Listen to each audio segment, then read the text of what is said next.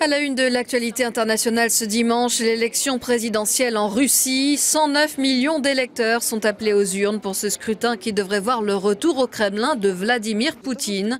Des cas de fraude électorale ont d'ores et déjà été signalés par des observateurs qui font notamment état de votes multiples dans certains bureaux de vote moscovites. Premiers électeurs, vous pouvez passer. Des citoyens pressés et nombreux dès l'ouverture des bureaux.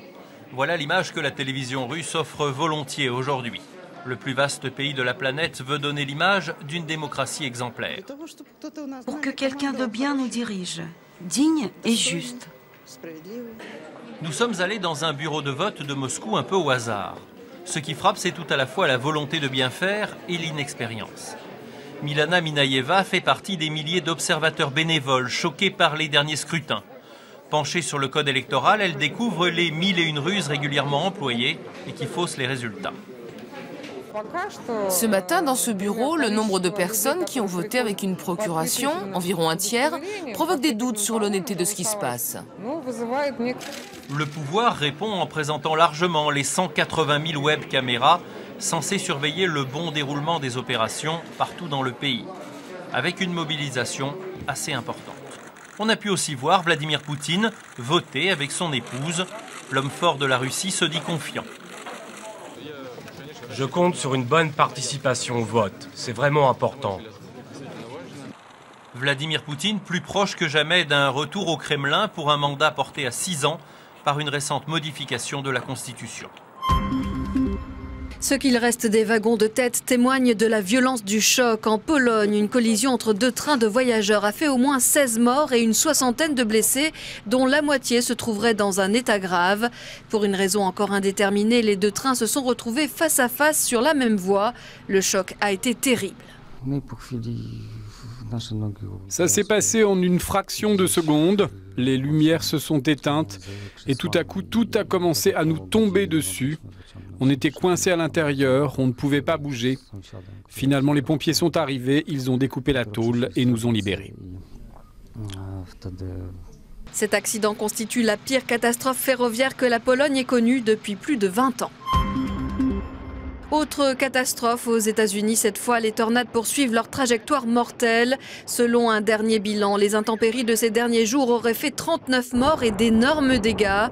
Après le Midwest et le centre du pays, le Sud-Est a été frappé de plein fouet par la tempête. Habitations détruites, camions emportés comme des fétus de paille. Les services météorologiques ont signalé 83 tornades rien que pour vendredi, journée pour l'instant la plus meurtrière de cet épisode. En Australie, les inondations qui frappent le sud-est du pays depuis plusieurs jours ont fait leur première victime. Un homme de 43 ans a été emporté par les eaux alors qu'il tentait de traverser en voiture une rivière en crue.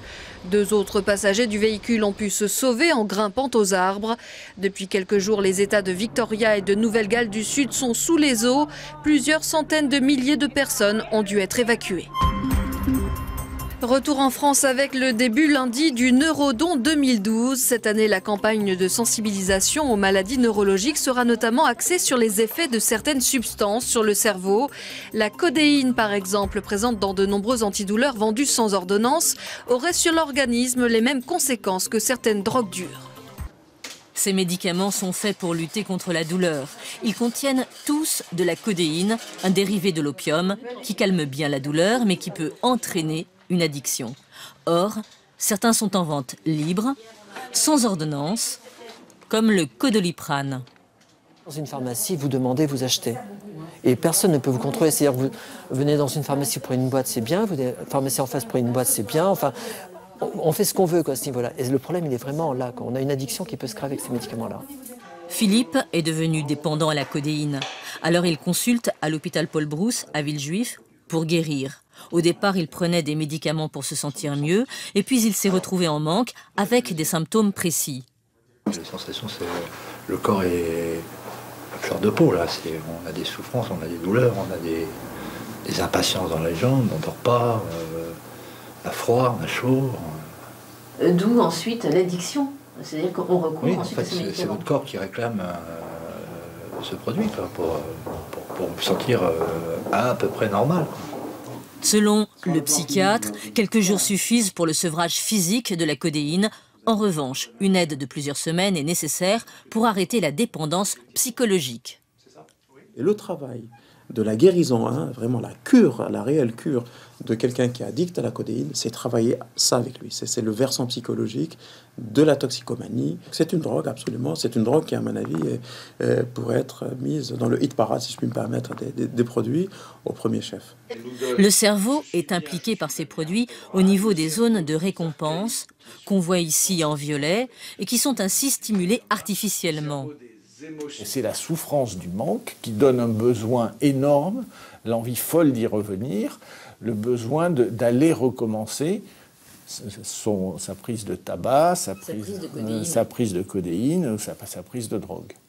Les mécanismes de l'addiction permettent de mieux comprendre comment fonctionne le cerveau et de rappeler que tout médicament dérivé de l'opium n'est pas anodin. Klitschko était vraiment trop fort. Le Guadeloupéen Jean-Marc Mormec n'a rien pu faire face au colosse ukrainien qui a conservé samedi soir à Düsseldorf son titre de champion du monde des poids lourds. Malgré beaucoup de vaillance, le boxeur français a dû s'incliner au 4e round sur décision de l'arbitre. Une décision prématurée selon Mormec qui s'est déclaré frustré à la fin du combat. Enfin, la mythique Vasaloppet en Suède a été remportée ce dimanche par un enfant du pays, Jørgen Brink, qui bat au passage le record de la course en 3h38 minutes 41 secondes. L'épreuve de ski de fond la plus longue du monde a rassemblé cette année 15 800 participants, parmi lesquels Pippa Middleton, la belle-sœur du prince William d'Angleterre, et Frédéric, le prince héritier du Danemark.